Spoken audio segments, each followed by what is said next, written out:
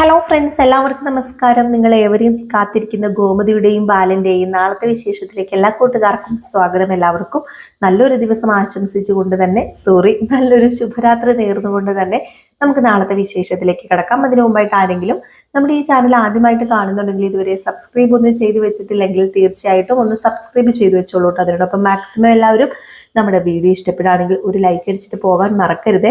അപ്പൊ നേരെ വിശേഷത്തിലേക്ക് തന്നെ കിടക്കുകയാണ്. അങ്ങനെ അവസാന സീനായിട്ട് കണ്ടത് നമ്മുടെ മിത്രയുടെ അച്ഛനും അമ്മയും കൂടി വന്ന് നമ്മുടെ മിത്രയുടെ അമ്മൂമ്മയോട്, അതായത് നമ്മുടെ ഗോമതിയുടെ അമ്മയോട് ചോദിക്കുകയാണ്, ആ പ്രമാണം എവിടെ കിട്ടിയോ? അത് മാത്രമല്ല, നമ്മുടെ മിത്രയുടെ അമ്മ പറയുകയും ചെയ്തു എന്തോ അമ്മയ്ക്ക് ചെറിയ സങ്കടമൊക്കെ ഉണ്ടെന്ന്.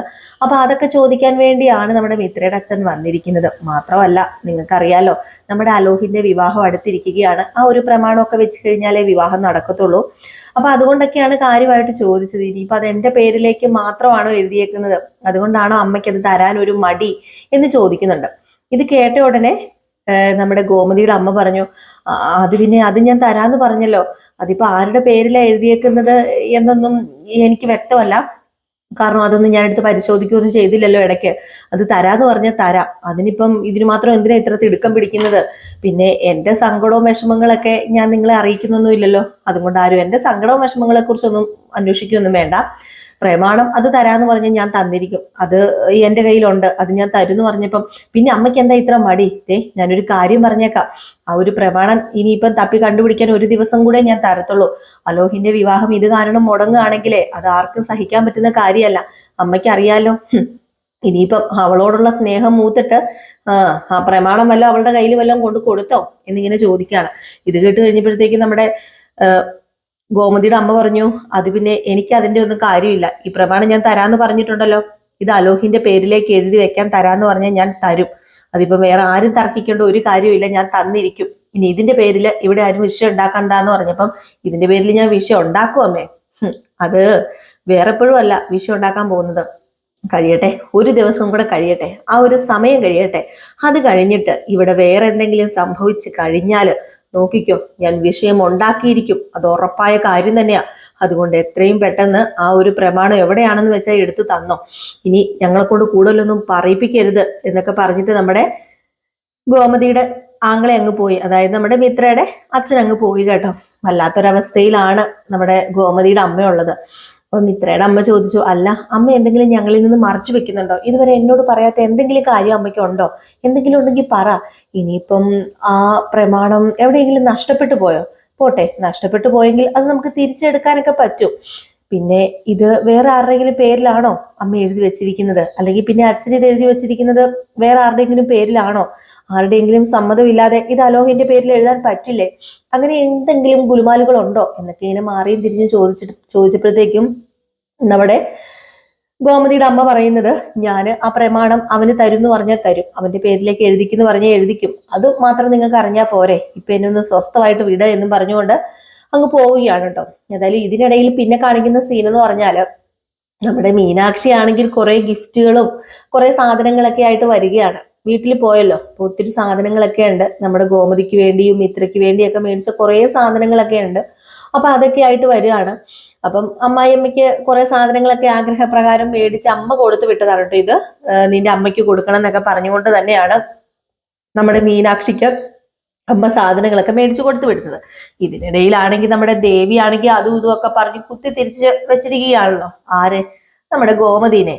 വേറൊന്നുമല്ല പറഞ്ഞ് തിരിച്ചു വെച്ചിരിക്കുന്നത്, മകനെ അങ്ങോട്ടേക്ക് അവർ കൊണ്ടുപോകും. കുറച്ച് ദിവസം അവിടെ നിന്ന് കഴിഞ്ഞിട്ടുണ്ടെങ്കിൽ, ഭാര്യ വീട്ടിലെ സുഖം പറ്റിക്കഴിഞ്ഞിട്ടുണ്ടെങ്കിൽ പിന്നെ ഒരിക്കലും ആണുങ്ങൾ തിരിച്ചു കിട്ടത്തില്ല. അതങ്ങനെയാ ചില ആണുങ്ങള്.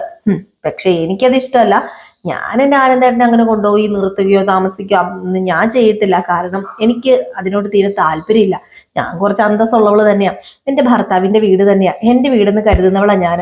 അതുകൊണ്ട് ഒരിക്കലും ഞാൻ ആനന്ദേട്ടനെ അങ്ങനെ കൊണ്ടുവരില്ല. പക്ഷെ എന്നെ പോലെ അല്ലല്ലോ എല്ലാവരും എന്നൊക്കെ പറഞ്ഞ് ഇങ്ങനെ മാറ്റി തിരിച്ച് കുത്തി നിർത്തിയേക്കുന്നത് കൊണ്ട് തന്നെ നമ്മുടെ ഗോമതിക്ക് ഒരു ചെറിയൊരു വിഷമവും പേടിയൊക്കെ ഉണ്ട്. ഇനിയിപ്പോ ആകാശിനെ ഫുള്ള് നമ്മുടെ മീനാക്ഷിയുടെ വീട്ടിലേക്ക് കൊണ്ടുപോകുക എന്നൊക്കെ ഒരു ചെറിയ പേടിയുണ്ട് പുള്ളിക്കാരിക്ക്. അപ്പൊ അതുകൊണ്ട് തന്നെ ഈ സംഭവങ്ങളൊക്കെ കൊണ്ടുവരുമ്പം നമ്മുടെ ദേവിക്ക് ഇഷ്ടപ്പെട്ട ഓരോ കാര്യങ്ങളൊക്കെ കൊണ്ടുവരും. ദേവിക്കല്ല, നമ്മുടെ ഗോമതിക്ക് ഇഷ്ടപ്പെട്ട ഓരോ കാര്യങ്ങളൊക്കെ കൊണ്ടുവരുമ്പോ ഇത് എൻ്റെ അമ്മ മേടിച്ചു തന്നാണ്, ഇത് അമ്മയ്ക്ക് വേണ്ടി മേടിച്ചു തന്നാണ് എന്നൊക്കെ പറഞ്ഞ് കൊണ്ടുവരുന്നു. ഇത് ആകാശിന് മേടിച്ചതാണ്, ഇത് എനിക്ക് മേടിച്ചതാണെന്നൊക്കെ പറഞ്ഞ് കാണിക്കുന്നു. പക്ഷേ ഇതൊന്നും വലിയ രീതിയിൽ ശ്രദ്ധിക്കാതെ ഒരു പുച്ഛഭാവത്തോടു കൂടി നമ്മുടെ ഗോമതി നിൽക്കുന്നു. ഗോമതിക്ക് അത് വേണ്ടാന്ന് പറയുന്നു. ഇത് കേൾക്കുമ്പോൾ മീനാക്ഷിക്ക് ഉണ്ടാവുന്ന ആ ഒരു ഇതുണ്ടല്ലോ, മാനസികാവസ്ഥ, നമ്മളെ ഒരാള് അവോയ്ഡ് ചെയ്യുന്നു എന്നറിയുമ്പോൾ നമുക്കുണ്ടാവുന്ന മാനസികാവസ്ഥ, ആ ഒരു മാനസികാവസ്ഥ നമ്മുടെ മീനാക്ഷിക്ക് ഉണ്ടാവുക. മീനാക്ഷി അതെല്ലാം കൂടെ നേരെ റൂമിലേക്ക് കൊണ്ടുപോകാണ് കേട്ടോ. അപ്പൊ തന്നെ എന്തൊക്കെയോ മീനാക്ഷിക്ക് മനസ്സിലായി തുടങ്ങി, ഏകദേശം കാര്യങ്ങളൊക്കെ പിടികിട്ടി തുടങ്ങി. അതിന്റെ കൂടെ നമ്മുടെ ദേവിയുടെ പരദൂഷണവും, അതുപോലെ നമ്മുടെ ദേവി ആണെങ്കിൽ എരിതിയിൽ എണ്ണ ഒഴിക്കുകയും കൂടെ ചെയ്യുമ്പോൾ അത് തികയൂലോ. അത് കഴിഞ്ഞിട്ടാണെങ്കിൽ നമ്മുടെ ഗോമതി പറയുന്നുണ്ട്, വേണ്ടായിരുന്നു, അവർക്ക് എന്ത് തോന്നി കാണും, മിത്രയോട് തന്നെയാട്ടോ പോയി പറയുന്നത്. മിത്ര എൻ്റെ അടുത്ത് ഇങ്ങനെ കൊണ്ടുവന്നു, പക്ഷെ എനിക്ക് വേണ്ടാന്ന് ഞാൻ പറഞ്ഞു എന്ന് വെച്ചപ്പോ അമ്മ എന്ത് പരിപാടിയെ കാണിച്ചത്, മീനാക്ഷി ചേച്ചി തന്നപ്പോ വേണ്ടാന്ന്, മീനാക്ഷി അടുത്ത് തന്നപ്പോ വേണ്ടാന്ന് പറയേണ്ട കാര്യം ഉണ്ടായിരുന്നോ? അമ്മ എന്താ അമ്മ, മീനാക്ഷി അടുത്തിന് അമ്മയ്ക്ക് അറിയില്ലേ, അമ്മയ്ക്ക് നല്ല അപ്പച്ചിക്ക് അറിയില്ല അപ്പച്ചിന്ന് ചോദിച്ചപ്പം അത് പിന്നെ എന്ത് ചെയ്യാനാ മോളെ, വേണ്ടായിരുന്നല്ലേ, വേണ്ടായിരുന്നെന്ന് എനിക്കിപ്പോ തോന്നുക, അതിന്ന് എന്തെങ്കിലും ഒന്ന് എടുക്കായിരുന്നല്ലേ. ഇനിയിപ്പൊ പറഞ്ഞിട്ട് കാര്യമുണ്ടോ? ഞാനേ ഒരു കാര്യം ചോദിച്ചോട്ടെ എൻ്റെ അപ്പച്ചിയോട്. എൻ്റെ അപ്പച്ചി ഇത് ആര് പറഞ്ഞത് കേട്ടിട്ടാ മനസ്സിൽ ഇതൊക്കെ കൊണ്ട് നടക്കുന്നത്?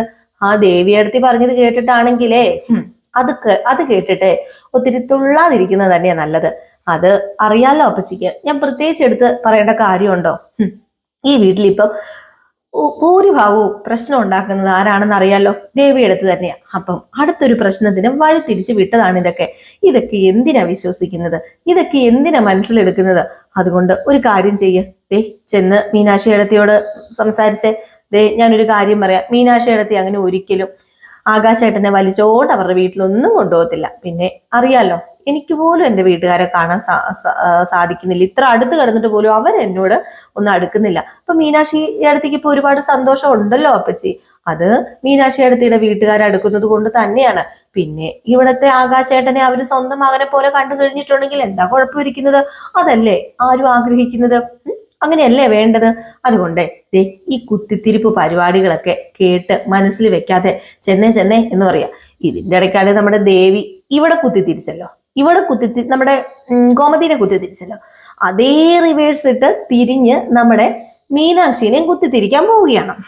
അവിടെ ചെന്ന കുത്തിത്തിരിപ്പേക്കില്ലല്ലോ, അത് വേറെ കാര്യം. നമ്മുടെ മീനാക്ഷി സത്യം പറഞ്ഞു കഴിഞ്ഞിട്ടുണ്ടെങ്കിൽ പേടിപ്പിച്ച് വിടുകയാണ് ദേവിക്ക് ദൈവത്തിൽ വിശ്വാസം കൂടുതലാണല്ലോ. അപ്പൊ ആ ഒരു റൂട്ടിലൂടെ തന്നെയാണ് നമ്മുടെ മീനാക്ഷി നമ്മുടെ ദേവീനെ പേടിപ്പിച്ച് വിടുന്നത്. ഏതായാലും CID ശ്രീദേവി എന്നൊരു പേര് നമ്മുടെ മീനാക്ഷിക്കല്ല നമ്മുടെ ദേവിക്കുണ്ട്.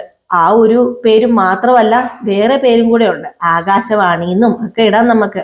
അതുപോലെ തന്നെ പരദൂഷണക്കാരിന്നും എരുതിയിൽ എണ്ണ ഒഴിക്കുന്നവളെന്നും അങ്ങനെ പല പേരുകളും നമ്മുടെ ദേവിക്ക് വരാൻ പോകുന്നുള്ളൂ. അതുപോലെയുള്ള കാര്യങ്ങളാണ് സത്യം പറഞ്ഞാൽ നമ്മുടെ ദേവി ചെയ്തു കൂട്ടുന്നത് കേട്ടോ.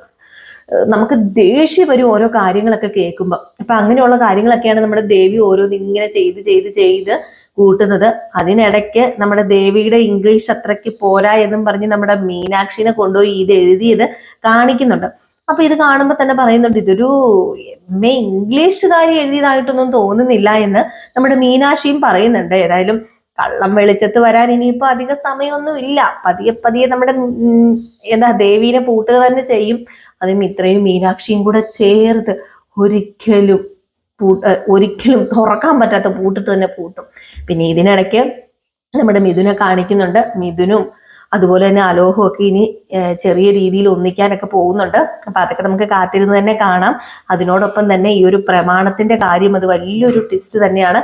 അപ്പൊ അത് നമുക്ക് കാത്തിരുന്നാണ്. അപ്പൊ എല്ലാവരും കാത്തിരിക്കട്ടെ. അപ്പൊ രാവിലെ ഫുൾ വിശേഷവുമായിട്ട് കാണാം. അതുവരെ എല്ലാവർക്കും ടാറ്റ ബൈ ബൈ. നമ്മൾ 2 ദിവസമായിട്ട് നമ്മുടെ മെയിൻ ചാനലിൽ നമ്മുടെ ഒരു ചെറിയ ബിസിനസ് തുടങ്ങി ഞാൻ നിങ്ങളോട് പറഞ്ഞായിരുന്നല്ലോ.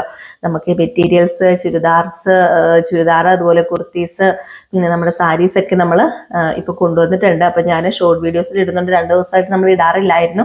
അപ്പൊ ഇനി അങ്ങോട്ടേക്ക് കണ്ടിന്യൂസ്ലി ഇടുന്നതായിരിക്കും. നമ്മൾ നാളെ രാവിലെ മുതൽ സ്റ്റാർട്ട് ചെയ്യും. നമ്മൾ വീട്ടിലില്ലായിരുന്നു. അപ്പൊ അതുകൊണ്ട് കുറച്ച് തിരക്കും കാര്യങ്ങളൊക്കെ ആയിരുന്നു, അതുകൊണ്ടായിരുന്നു ഇടാത്തത്. അപ്പം നമ്മുടെ പഴയ ചാനൽ, അത് മെയിൻ ചാനൽ നിങ്ങൾക്ക് പോവുകയാണെങ്കിൽ നിങ്ങൾക്ക് ഇഷ്ടപ്പെട്ട അടിപൊളി കുർത്തീസും പുതിയ മോഡലിലും ഡെയിലി വെയർ ആയിട്ടും അതുപോലെ പാർട്ടി വെയർ ഒക്കെ ആയിട്ട് ഉപയോഗിക്കാൻ ഒരുപാട് നമ്മുടെ അതായത് ലേഡീസിന് ഓൺലി ലേഡീസ് ഐറ്റംസ് തന്നെയാണ് കേട്ടോ. അപ്പം ലേഡീസിന് ഇഷ്ടപ്പെട്ട ഒരുപാട് വസ്ത്രങ്ങളുണ്ട്. അപ്പം നിങ്ങൾക്ക് നമ്മുടെ ചിന്നൂസ് ഫാഷൻ വേൾഡിൽ കയറി കഴിഞ്ഞിട്ടുണ്ടെങ്കിൽ കാണാം കേട്ടോ. അപ്പം എല്ലാവർക്കും ടാറ്റ ബൈ ബൈ. കൈക്കടിച്ചിട്ട് പോണേ.